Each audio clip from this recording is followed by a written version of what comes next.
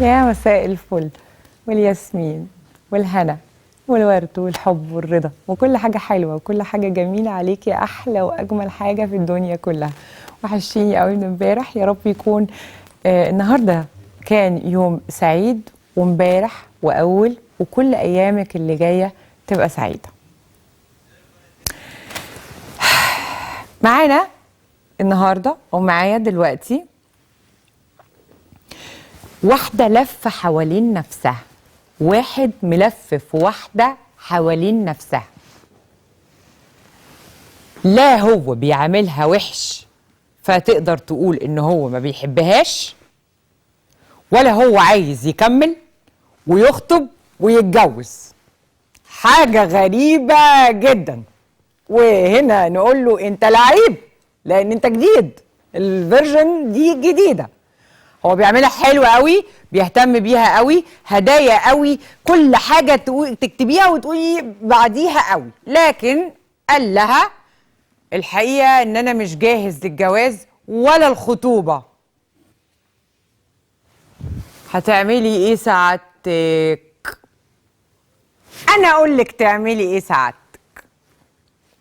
الاختفاء الصادم، بيسموه الاختفاء الصادم، بالبلدي تسحبي من تحت رجله السجادة.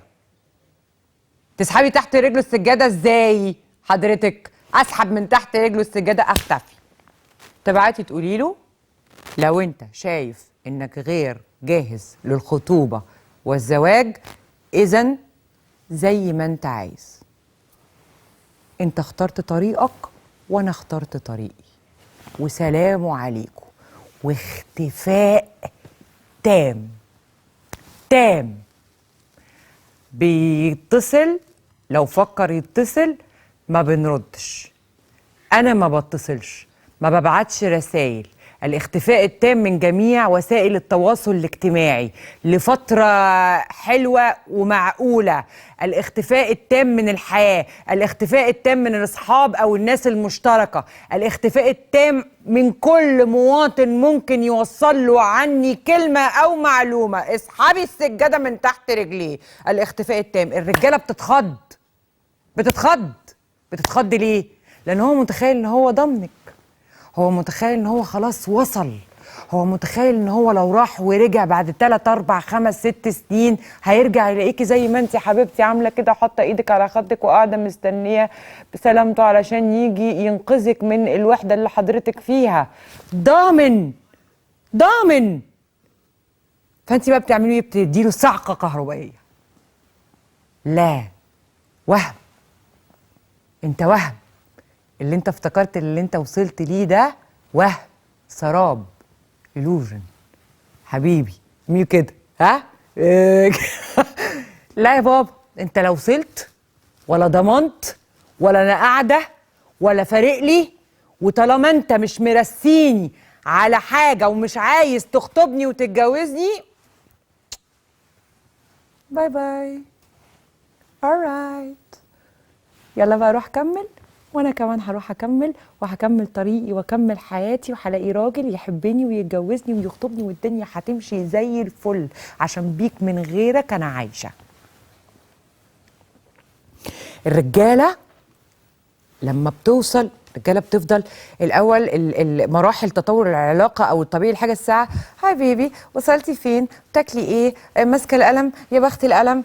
مش عارفه ايه. ونقعد لحد الساعه 3 و6 و7 الصبح نتكلم في التليفونات لحد ايه لحد ما يضمن. اول لما يضمن يبتدي يبطل يهتم، يبتدي يبطل يتكلم، يبتدي يشوفك زنانه، يبتدي يشوفك خانقه، كذابه، اوفر، حاجات بقى من دي كتير. يبتدي يطلع فيكي عيوب، يظهر عيوبك، يبتدي يغير في شكلك. ليه؟ لانه ضامن خلاص. هيعمل ايه؟ انت مضمونه.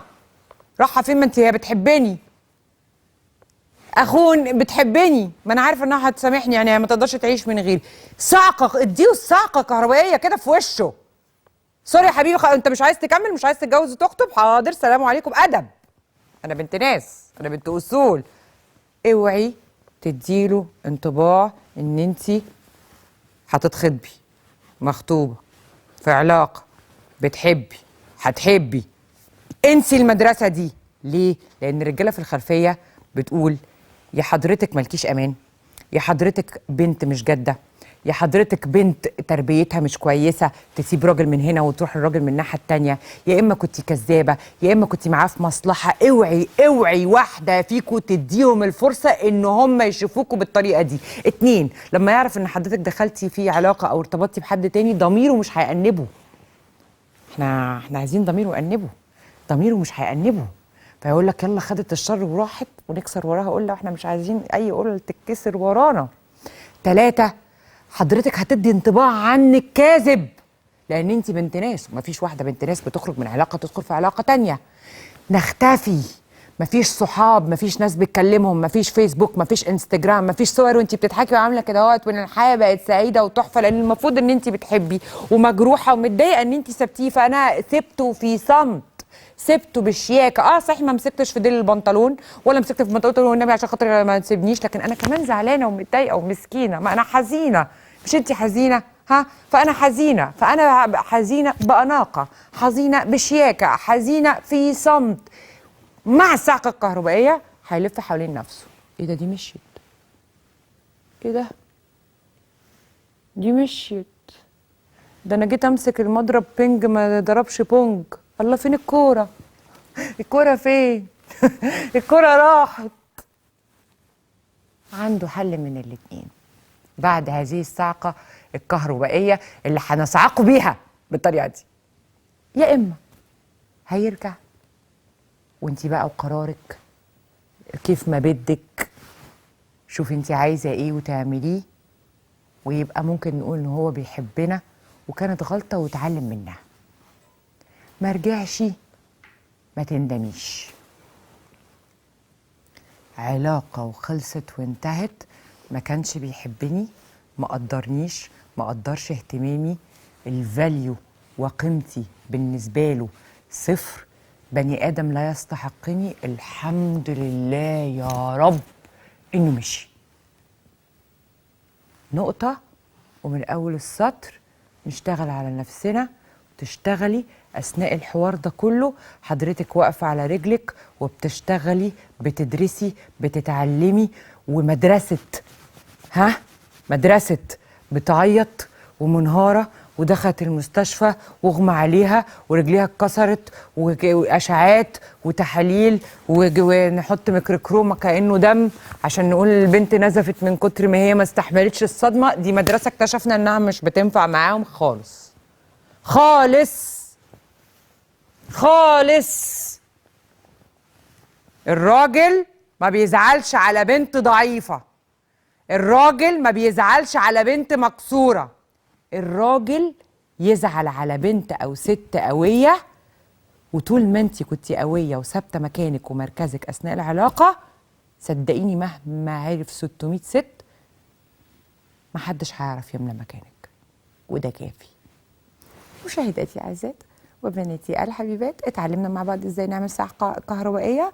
يلا بينا نطلع فاصل ونرجع لكم من هنا وبس.